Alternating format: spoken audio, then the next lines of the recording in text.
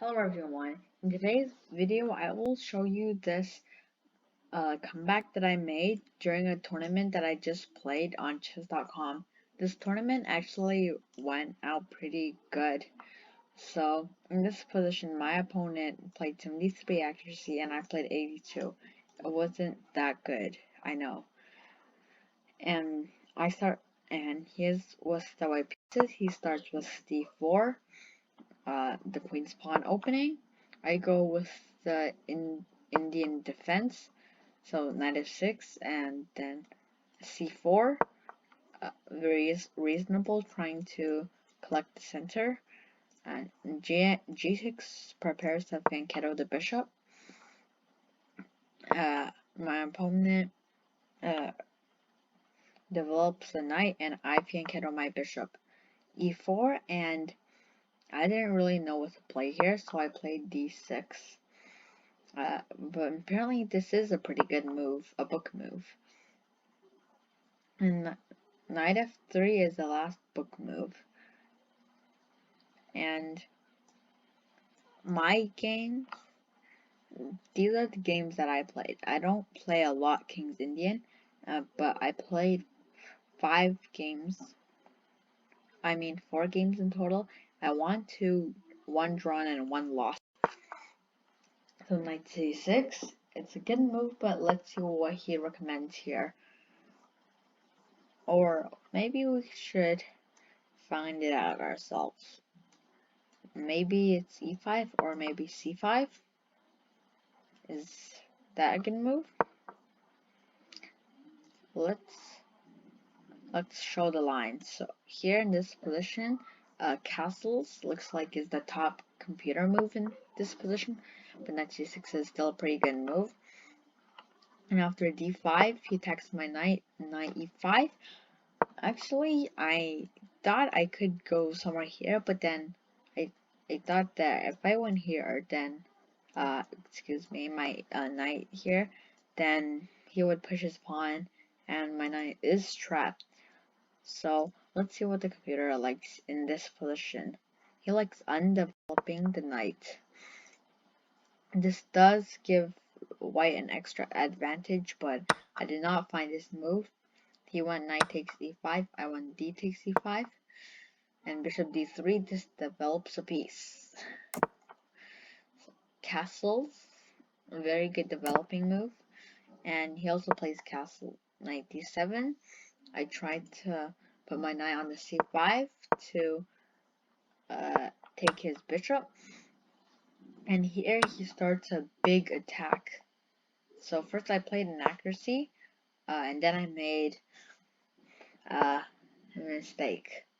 But he also played an accuracy, so I'm kind of safe, I guess, but not really, because I played an inaccuracy and now white is winning.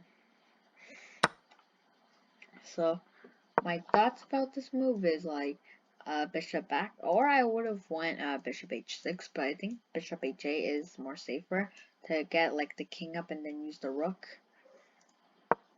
But after bishop h8, nothing much helps. So g takes h5. I blundered in this position. King to g7, and I believe he missed a win here. Yes, he did not see the move. Pawn to f6. Or was it pawn to f6?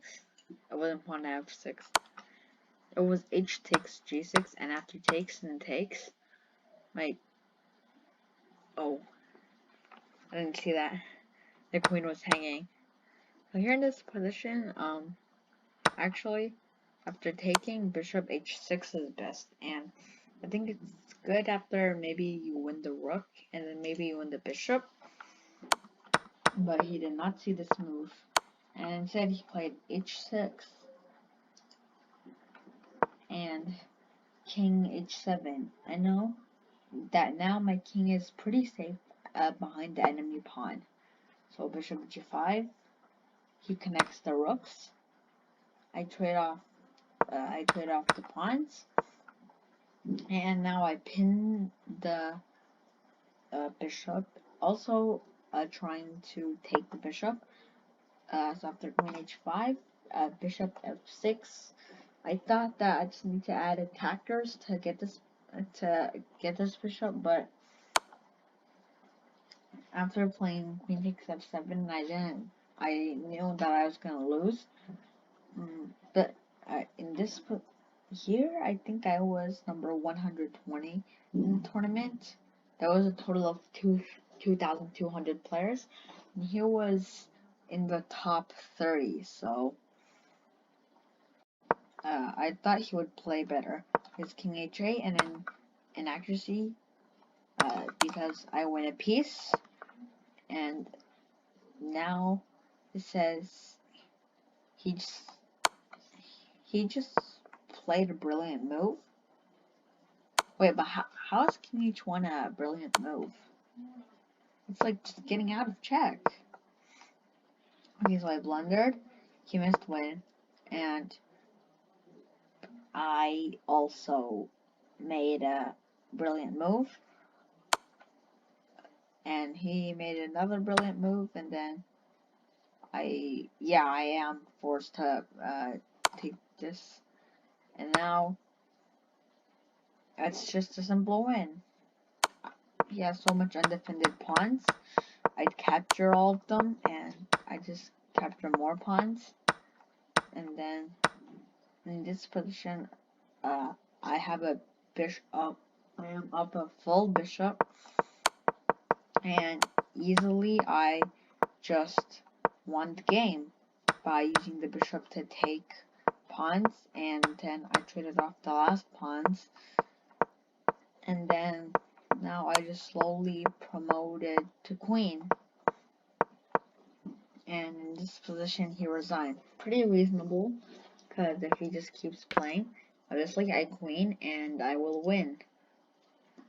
That will be the end of today's video.